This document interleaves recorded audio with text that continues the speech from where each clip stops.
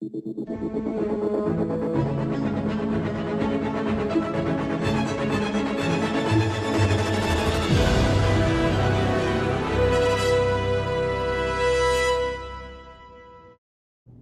everyone, how's it going?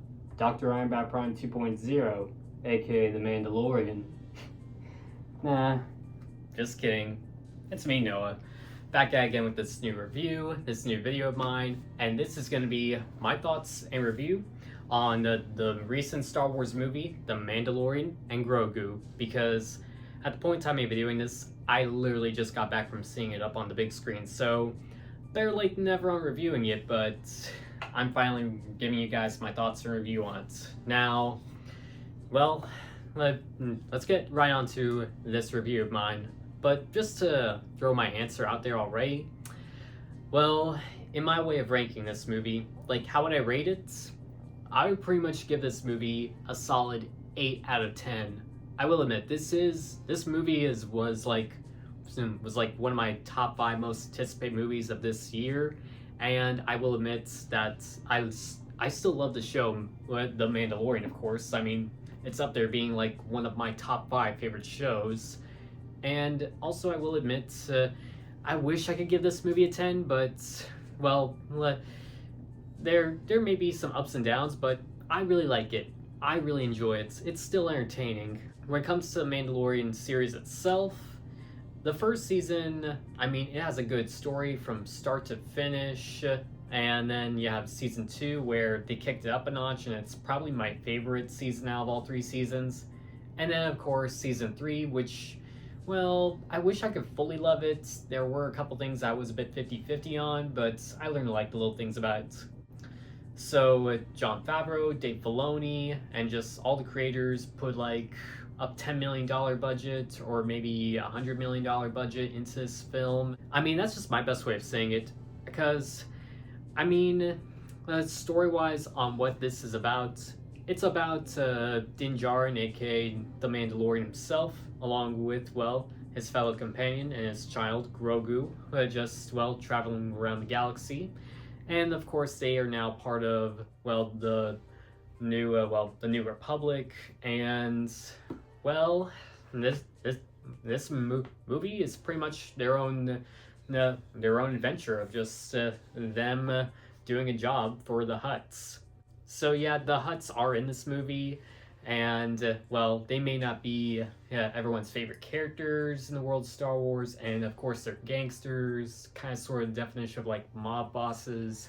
But that's what makes this movie a lot more different than like the show itself.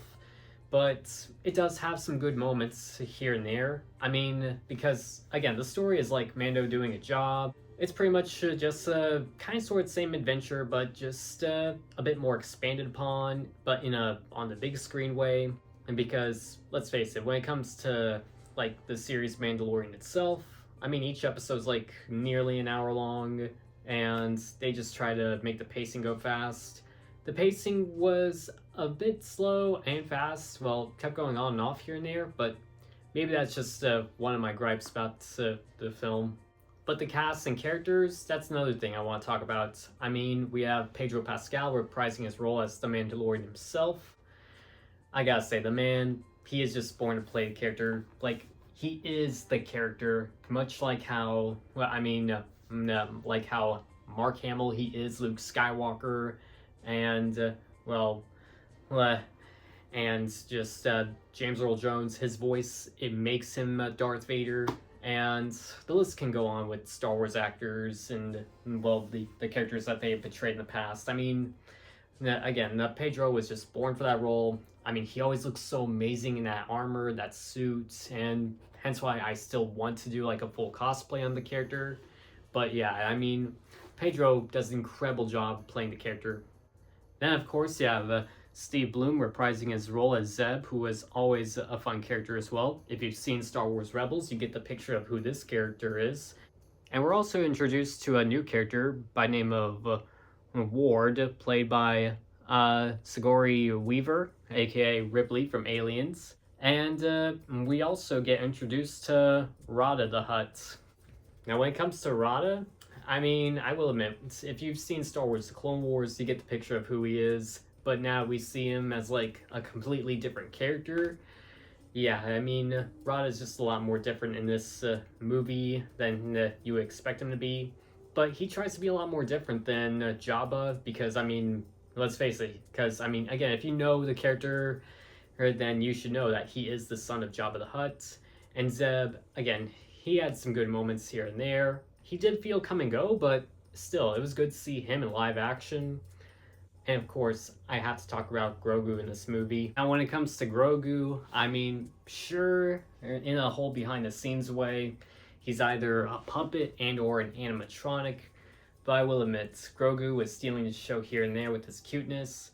And let's be honest, I mean, Grogu was pretty much the reason why, well, a lot of people just went ahead and just watched Mandalorian in the first place, because, I mean, he's just too cute. I mean, he's literally the cutest thing in all fiction, and I love how he had some spotlight here and there. But I will admit, there was like one part of the movie where it did feel like a bit of a Grogu adventure. Like, who knows? They almost turned it into like his own movie that could have gone like straight to Disney Plus. But yeah, I mean, he still had some good moments, and he was just adorable here and there, like always.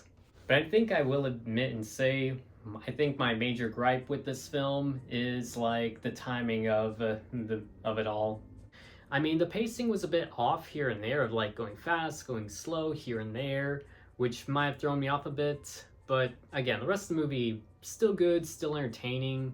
But again, it was just the timing. Like, I mean, I get that the movie is like a little over 2 hours long, and I will admit that it kind of sort of felt like a couple episodes of Mandalorian here and there, or just a 2 hour special that could have been dumped on Disney Plus, or just a movie that was just chopped up into like, it was supposed to be 3 hours and they just chopped up in like a little over 2 hours. So the timing might have been like my major gripe about the film, but still, I mean, I just try to let it slide, because again, the creators tried to go bigger, like have a bigger budget and just 2 times of everything, and they wanted to have this up on the big screen because, let's face it, we haven't had a Star Wars movie on the big screen since 2019, and that was, of course, well, Rise of Skywalker. But again, I see what they were trying to do, and I think that was just one of my major gripes about the film. I mean, still enjoyed it, but again, it's just the timing that was off. But besides that, I still loved and enjoyed it. Yeah, like some little things here and there, and I'm still a major Star Wars fan. And again, I mean, I try to learn to love the little things here and there, because again, Mandalorian is still one of my top 5 favorite shows. And we are still getting like a season 4 of the show. It's probably just gonna be a while, but hey, I mean, again, it's still entertaining. It's still fun. I mean, I'm still a major Star Wars fan at heart, and that's why I wanted to go see it in this movie, because I'm a big fan of Star Wars. I'm a big fan of The Mandalorian, and well, who knows? Maybe they might say like do some other things for like season 4. Maybe we'll get like another Star Wars movie in another year or two. But hey, I mean, as long as Disney and Jon Favreau, Dave Filoni, and just all the creators know what they're doing, then I'm on board still. But that's my overall just thoughts and review and everything I just say without spoiling it.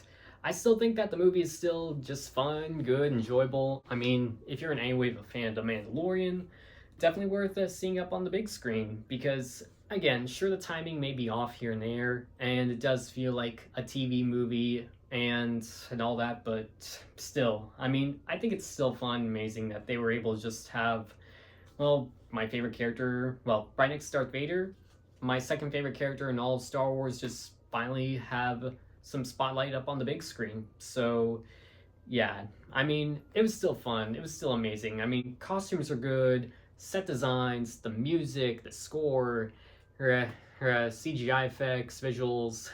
I mean, because that's Star Wars, puppeteering and just visual effects. I mean, when it comes to Star Wars, CGI is always perfecto, is always good, and I love it.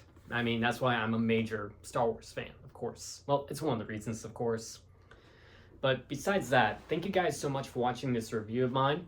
So before I sign off, don't forget to subscribe to the channel by hitting subscribe right down there, along with hitting the bell so you're notified for my next video, of course. Also, don't forget to comment below. I'm always reading the comments, and hit the thumbs up. That would be very supportive as well. And also, don't forget to follow me on all my social media. Follow me on Instagram, TikTok, well, Twitter. All my social media is just right here.